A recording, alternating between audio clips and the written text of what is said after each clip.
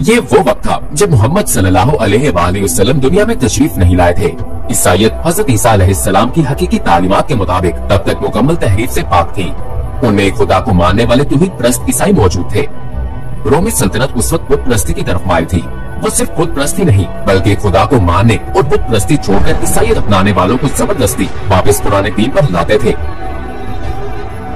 उन्होंने इसके लिए तमाम हरबे आजमाए, हत्ता कि वो पुराने दीन पर न आने वाले ईसाइयों को अज़ियतनाक तरीकों से मौत के घाट में उतारते थे। मसलन वो उन्हें सूली चढ़ाते और दहकती आग में जला डालते थे।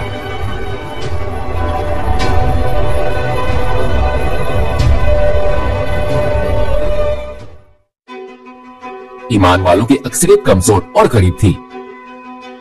उनमें ऐसे नेक लोग भी थे जिनकी फितरत दौलत और आला ओहदों के बावजूद नहीं बदली थी। उन्हीं में से कुछ असहाबे कहफ थे जिन्हें साथ ख्वाबीदा अफराद भी कहते हैं। नौजवानों का ये ग्रोह रोमी सल्तनत में अहम ओहदों पर फाइज था।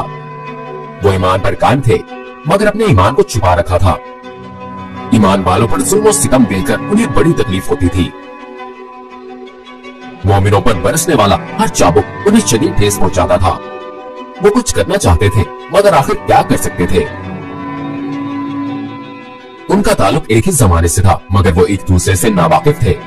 रोमी त्योहार में देवताओं पर जानवरों की भेंट चढ़ाते वक्त जब भी मुमकिन होता एक दूसरे से बेखबर दूसरों की नजरों में आए बगैर दूर चले जाते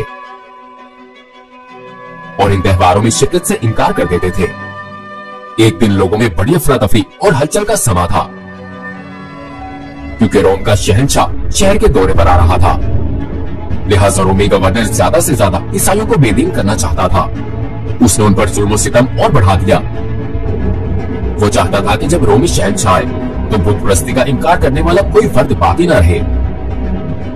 मगर इनमें कुछ लोग ऐसे भी थे जिन पर उनकी तवज्जो नहीं गई।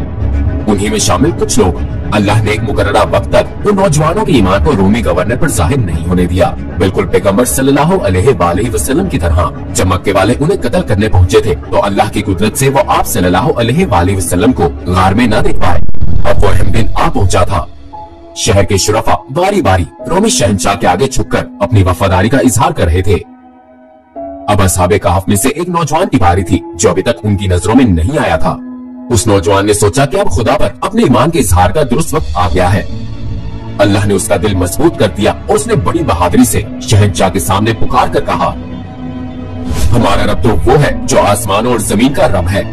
हम हरगिज नहीं पुकारेंगे उसके सिवा किसी और माबूद को। अगर ऐसा हुआ तब तो हम बहुत गलत बात कहेंगे। नौजवान के इन जुर्रतमंदाना अल्फाज ने दीगर नौजवानों को भी हौसला दिया और उन सब ने आगे आकर अपने खुफिया ईमान का इजहार कर दिया। उन्होंने रोम के तमाम मुअज़्ज़िज़ीन के सामने अपनी आवाज बुलंद की। शहंशाह नौजवानों के सामने उनकी जबान से निकले हक की चंद कलमात की बदौलत रुस्वा हो चुका था। शहंशाह के इर्द गिर्द मौजूद लोग उन्हें कत्ल कर देना चाहते थे, लेकिन शहंशाह अच्छी तरह जानता था कि अगर इन नौजवानों को कत्ल कर दिया गया तो ये खबर पूरी रोमी सल्तनत में फैल जाएगी और ये नौजवान हीरो बन जाएंगे, जो वो हरगिज़ नहीं चाहता था। चनाचे उसने उन नौजवानों को पुराने मजहब पर लौटने के लिए 3 दिन का वक्त दिया। जुल्म, तशद्दुद कुछ भी उन नौजवानों को ईमान से न हटा सका। ये नौजवान किसी तरह शहर से फरार हो गए और एक रास्ते पर चल पड़े। इस सफर के बाद जिसमें कतमीर नामी कुत्ता भी साथ हो लिया था, वो अपने रब पर भरोसा करते हुए एक गार में पनाह गज़ी हुए, जिसके मुतालिक ख्याल ये है कि वो अंजलस पहाड़ पर वाक़ई है। जब उनका पीछा करने वाले गार में दाखिल हुए तो खौफ के मारे भाग खड़े हुए। वो तकरीबन 300 साल तक इस गार में कैसे रहे, हम इसे सूरह कहफ की आयत से समझ सकते हैं।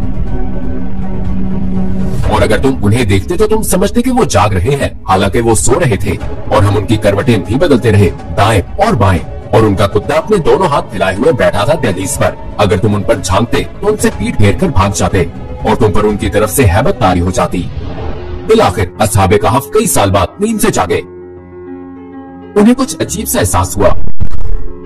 वो ताज्जुब करने लगे कि कितनी देर सोते रहे। उनमें से एक ने कहा, शायद एक दिन या इससे कुछ ज्यादा। ताहम उन्हें मालूम न था कि सदियां गुजर चुकी है। इस तवील नींद के बाद शदीद भूख लगने पर असहाबे कहफ ने एक साथी को शहर भेजा और छुपकर ख्याल से जाने की हदायत की। शहर जाकर उसे अजीब तजर्बा हुआ। वो हैरान था कि चंद दिनों में शहर का नक्शा बिल्कुल बदल चुका है। मंदिरों की जगह कलीसियाओं ने ले ली है। उससे पहले की तरह इनके गिर्द भूत भी नजर नहीं आए। लोगों की सारी गुफ्तगू खुदाए वाहिद की मुतल्लिक थी।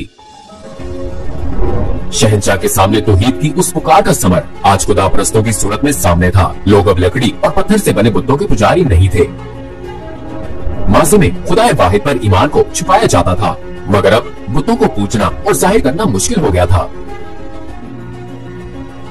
हैरत से इर्द गिर्द देखते और खाना तलाश करते हुए उस नौजवान को रोटी की एक दुकान नजर आई। उसने खुद अपने और साथियों के लिए रोटी खरीदी। कीमत अदा करने के लिए उसके पास चांदी का एक सिक्का था।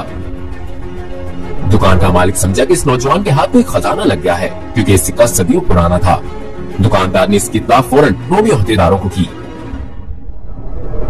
फिर उस नौजवान को महल में ले जाया गया, जहाँ उसे हकीकत का इल्म हुआ। दरअसल वो 1 या 2 दिन नहीं बल्कि सदियों तक सोए रहे। किसी हिकमत के पेश नजर अल्लाह ताला ने कई साल उन पर नींद तारी किए रखी। जिस दौर में वो बेदार हुए तब लोग आखिरत से मुतल्लिक शक में मुब्तला थे और ये बहस गर्म थी कि दोबारा जिंदा होना कैसे मुमकिन है। सदियों बाद बेदारी के इस वाक़े से सबको ये बात समझने और इस पर गौर करने का मौका मिला कि जिंदगी अल्लाह के हाथ में है। वो जिसे चाहे अपने बंदे को जिंदगी दे सकता है। वो इन नौजवानों की तरह उन्हें बरसों सुलाकर दोबारा बेदार कर सकता है।